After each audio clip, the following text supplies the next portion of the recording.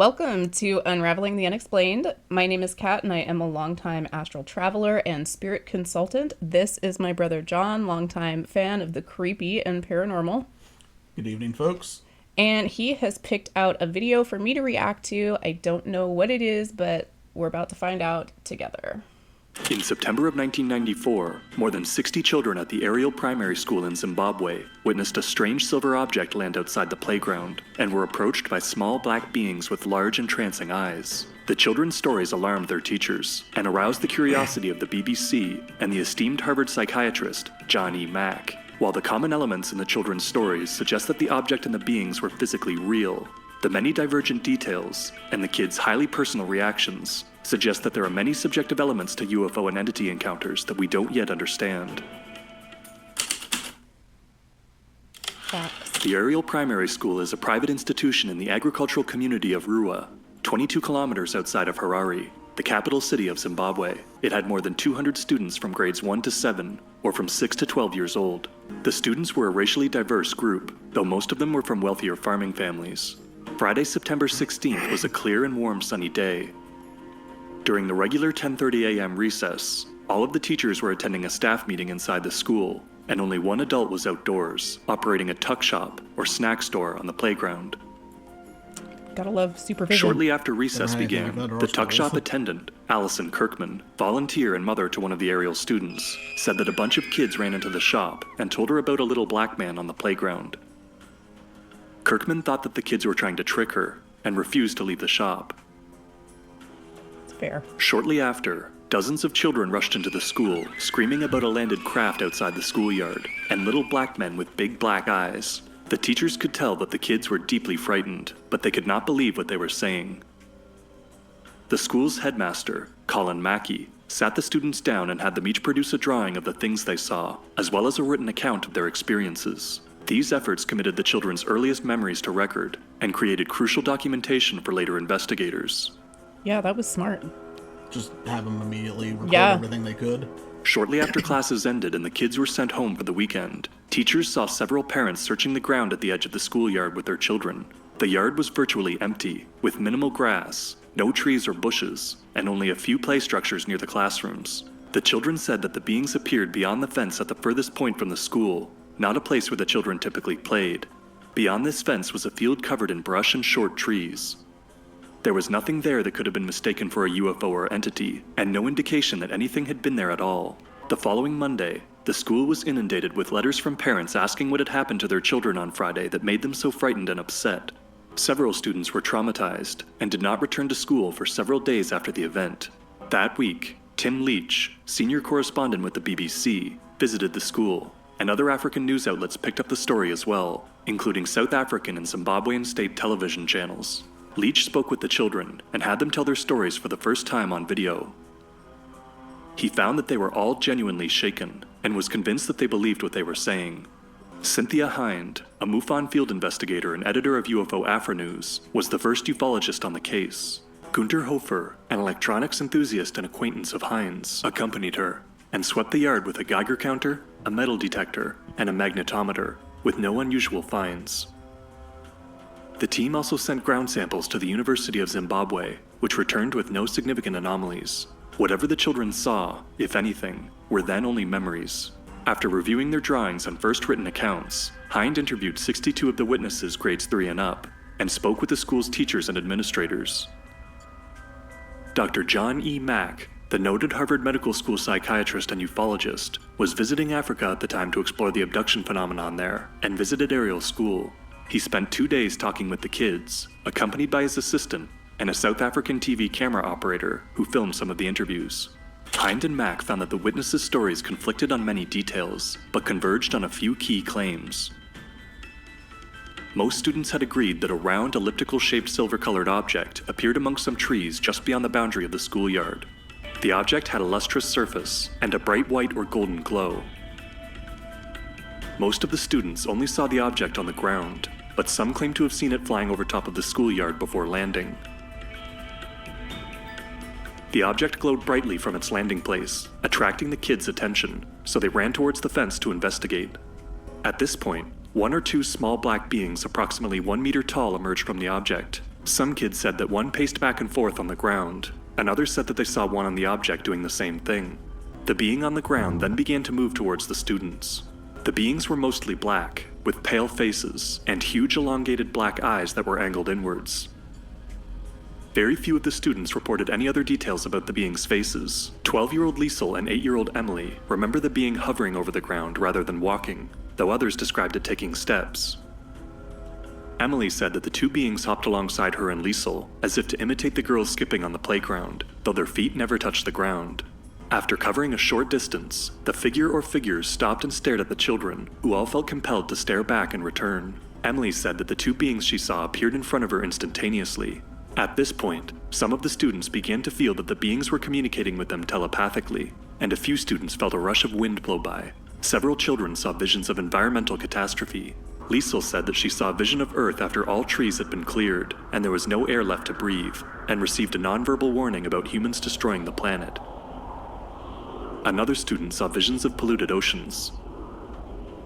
Emily saw a quick succession of still images showing scenes of the environment in crisis, and was urged to use technology more responsibly. Another student, Emma, received a similar message about humanity's destructive use of technology, and given the imperative that we mustn't get too technologed. 11-year-old Selma was holding Emma's hand during the encounter, and yet she has no memory of any communication at all, though she felt that the being was gazing into her soul, as she put it. Both Selma and Emily have stated that they felt that time was distorted for the duration of the encounter. Selma said that although she tried to run to the protection of her younger siblings, she was unable to break eye contact with the being. After several minutes of staring at the children, perhaps as many as 15, the encounter abruptly ended, and the intruders disappeared.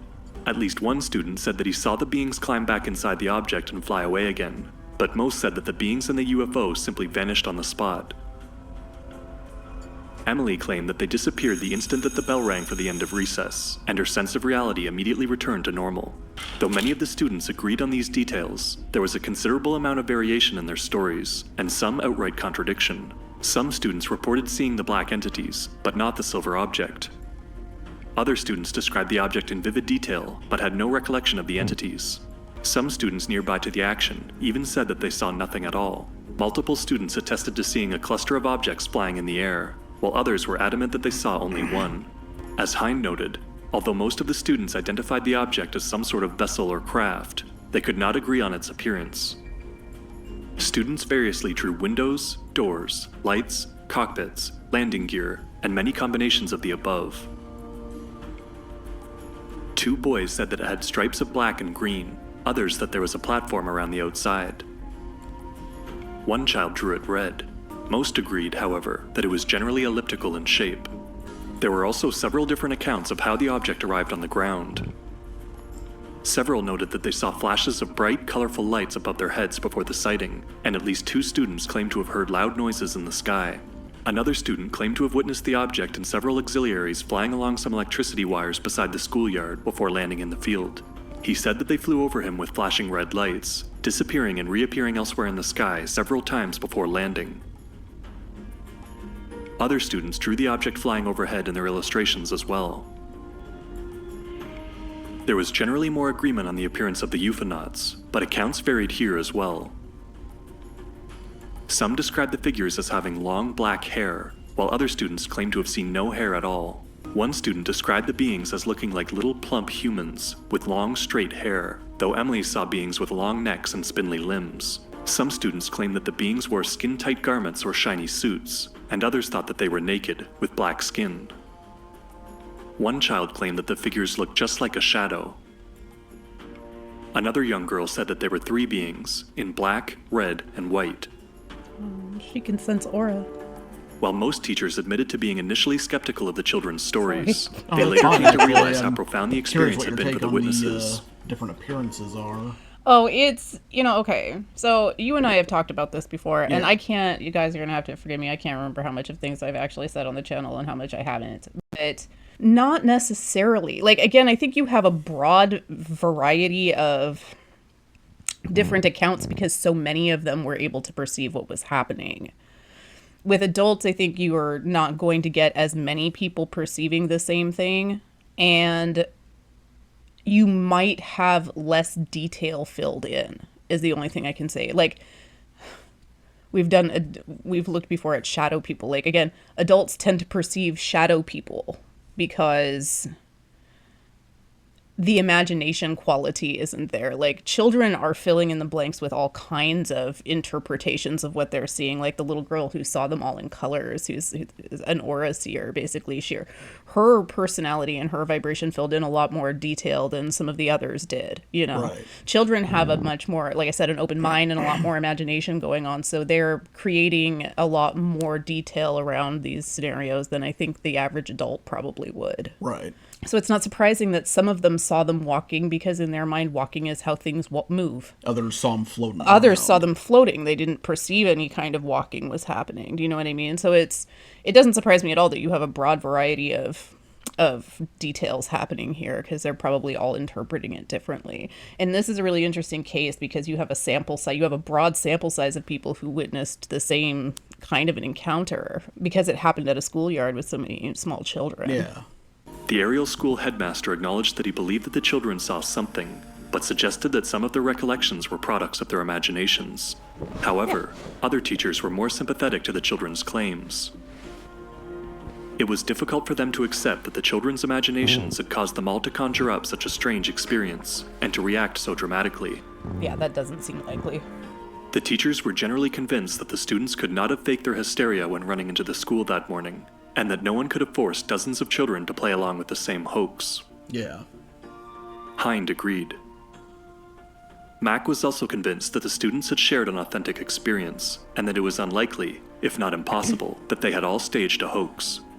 Here, these are people of sound mind, by and large, telling me something that's they know that I might think they're crazy, and so they're a little concerned about telling me, and they're very full of questioning themselves and doubt, and the whole quality of the way they talk about it is the way a person talks about experience that happened to them.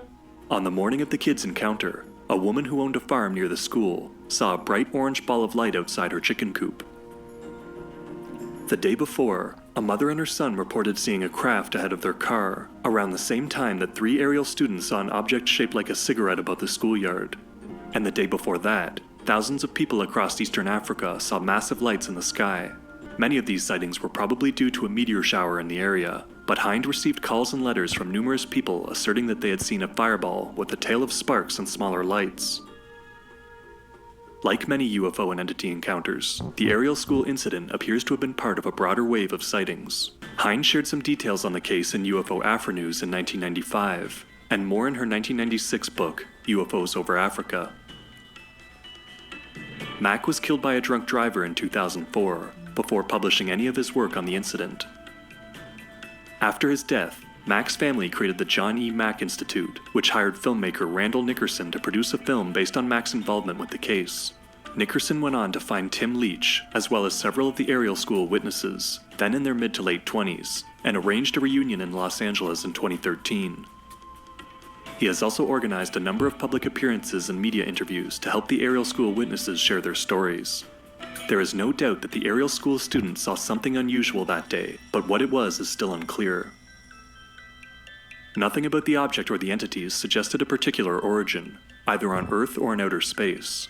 The beings conformed in many ways to the image of the gray visitors popularized by Whitley Strieber's Communion in 1987, but differed greatly in other ways, including in the presence of hair, squat bodies, and black skin or bodysuits. Still, they were similar to other commonly encountered entities in the sense that they only stood about a meter tall. Nickerson has also claimed at a public talk that many of the children's stories were extremely bizarre and highly illogical. For example, he spoke of one student who said that he saw one of the black beings approach across the field, then vanish, and instantly reappear where it started, only to repeat the exact same approach. Perhaps the numerous discrepancies in the children's accounts were due to their failures to accurately recall what they'd seen. After all, it's well known that human memory is extremely faulty, especially when memories are formed under stressful and traumatic circumstances. Alternatively, the discrepancies in the children's accounts may reflect real differences in the things themselves, or in the children's perception of those things, rather than simply differences in their recollection of those things. Ufologist John Keel proposed that UFOs were vessels for ultra-terrestrials, or interdimensional beings, that could somehow manipulate how they appeared, or how we perceived them. Jacques Vallée made a similar argument in suggesting that UFOs are both physically real and culturally constructed, either by some mind-interfacing technological operation, or a collective act of psychic projection. These considerations have moved some ufologists to focus attention away from the strictly material aspects of the UFO phenomenon, and towards their effects on witnesses. Nickerson, too, has focused on the effects that this event has had on witnesses, and his documentary offers a fuller view of the ways in which it changed them. One student said that the being looked evil, as if it wanted to come and take the kids. Many of the younger children said that they feared that the little men were coming to eat them. Liesel told Mac that when she got home that day, she felt horrible inside, describing an anxiety about humans not treating the environment with enough respect. Still, years later, many of the students contacted by Nickerson and other journalists claim that it was a powerful and transformative experience for them that initiated lifelong changes in their openness to new ideas and their general sense of purpose. For example, Salma pursued degrees in international relations and human rights law, and claims that the incident taught her to believe her own experiences, regardless of what other people thought of them. Mac made similar kinds of observations of abductees, or experiencers, in general. He claimed that many experiencers seek out more fulfilling, outreach-based jobs after their encounters, become better stewards of the environment, and develop a greater sense of spirituality. It's difficult to imagine that the students could have affected these changes on the basis of a mistaken sighting or an imagined incident. What is particularly striking about the Ariel School case is the sheer number of witnesses and the diversity of the student body. The fact that none of the witnesses have gone back on their claims or confessed to a hoax, even after more than 25 years, is a huge point in favor of their veracity. Witnesses such as Salma, Liesel, and Emily continue to speak about their experiences at public events and on a variety of media platforms. But while there's no doubt that the kids saw something highly unusual that day, the discrepancies in their accounts also suggest that there was a strong subjective component to their experiences. Whatever the kids at Ariel School saw that morning, it moved them on a very deep level and affected lasting changes in their lives. And maybe that was the point. Awesome. Hey All guys, right. if you want to help me make more videos, the best way to do it is to support me on Patreon. Well, we will definitely link this video in the description in the channel, so please go check them out. Check out the original video and the creator of this channel. They sure do appreciate it, and so do we. All right, so Ariel, a fairly famous UFO incident. Yeah. And has a lot of witnesses. If we examine the UFO or the alien phenomena from the standpoint of it being, as they pointed out, they're calling it extra dimensional, and that's probably a good way of saying it. It's, if we examine it from the point of view of it being extra dimensional rather than extraterrestrial, then a lot more of the variations and the ways that people experience things become a lot more understandable. Yeah. When you are witnessing something there's no physical explanation for, it's not actually reflecting light back to your eyes to give you something physical to perceive, at least not entirely. Your brain is trying to struggle to process a presence that's there, but it's not emitting any of the signals that our brain would normally process through our sensory organs to create an image. It's just trying its best to give us something. Mm-hmm. And there is in my experience anyway, there is a kind of a psychic communication aspect to it. I have personally experienced the sensation of like not being able to look away or not being able to move, feeling almost a little bit hypnotized under those circumstances.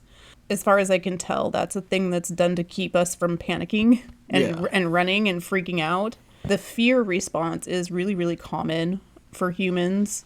We tend, because we're physical and things can physically hurt us, we tend to fear and freak out when we see things we don't know what it is and don't know how to interact with. We don't know if it's safe or not, so fear is an immediate response for us. Yeah. But it's not a helpful one for communication purposes, as you might imagine. Yeah, no. So keeping everybody calm or transfixed or fixated keeps the situation from escalating or getting out of hand. And I've come across that before, the kind of the almost hypnotic sense.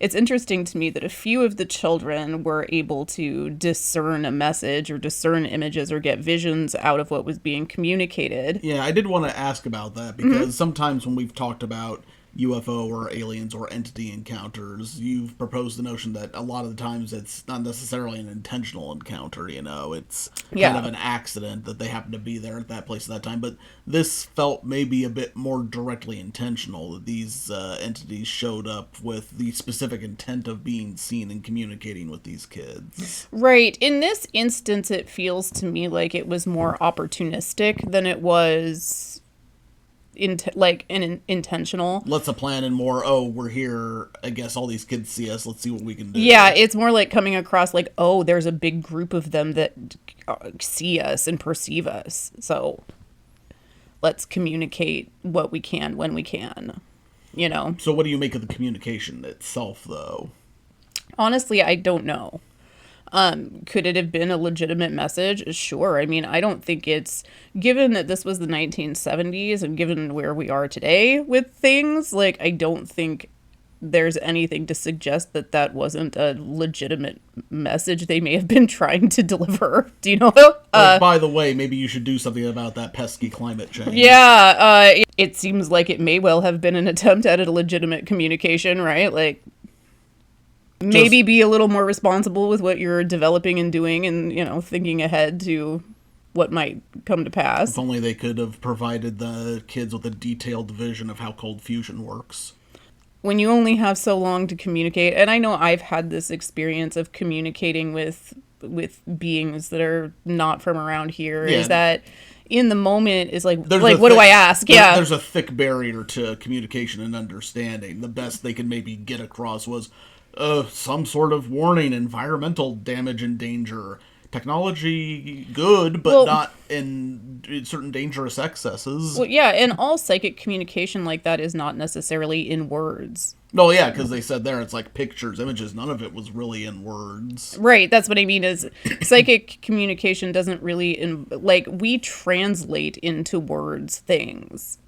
Like, within the community, you'll hear people saying things like, I got a download and I'm trying to put words to it, right? Because ideas come in total concept format. You kind of get the whole download and then you kind of have to scramble. You have to parse it out. Yeah, you kind of have to put it into a word order in order to be able to communicate it. So it felt to me like what those kids received was some images, of, what future outcomes can look like, along with the feeling, the knowing of maybe prevent this, that's not a great.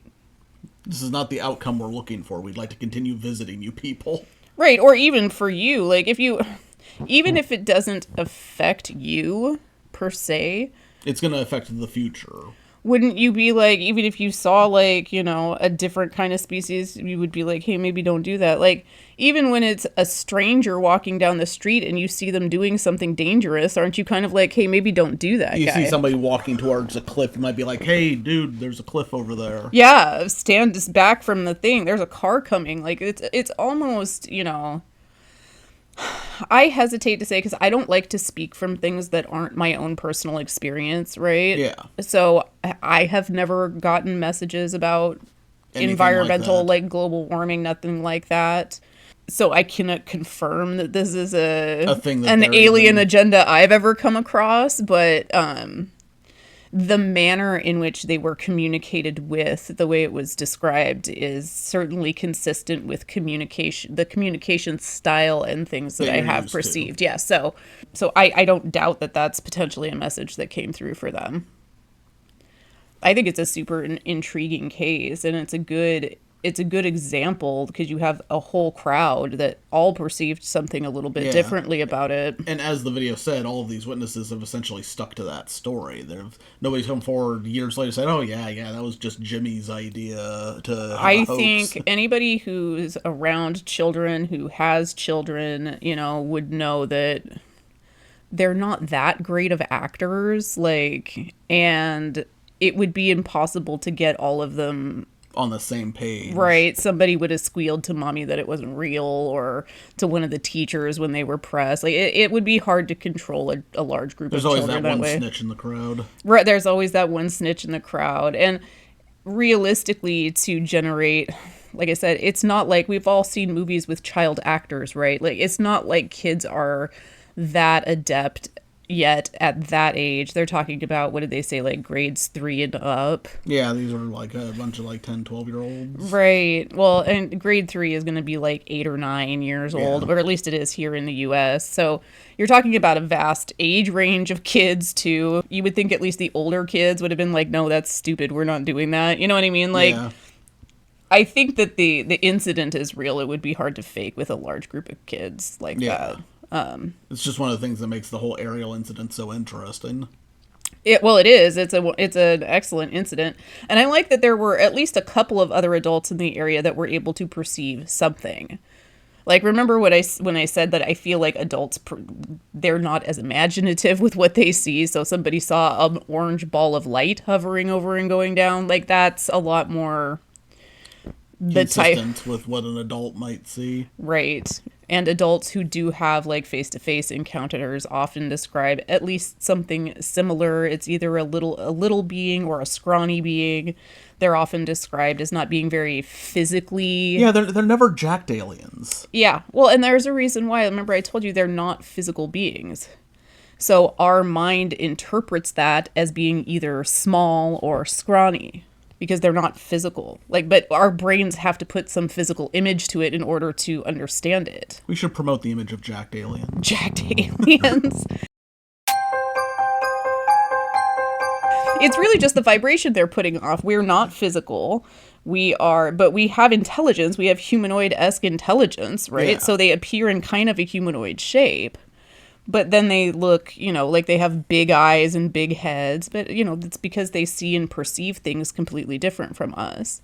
So when we receive that vibration of what's in front of us, it kind of gets translated into either small or scrawny little things with big eyes and big heads. Makes sense. And so you kind of see variations of that similar imagery coming through in a lot of different reports that you find about it. I think it's an authentic case, and I cannot confirm the validity of the message, but certainly the communication style Something went down in Ariel. Something went down in Ariel, and both the imagery, the accounts, and the way they're describing the communication and interaction feels very authentic to me in my experience, for sure. All right, then. Yeah. So let us know what you think. Let us know if you think we're crazy. Let us know if you think we're onto something. If you have videos, cases, or things that you'd like us to go over and talk about, drop a comment and let us know. Like, subscribe, all of that fun stuff. And we will see you later on Unraveling the Unexplained. Have a good evening, folks.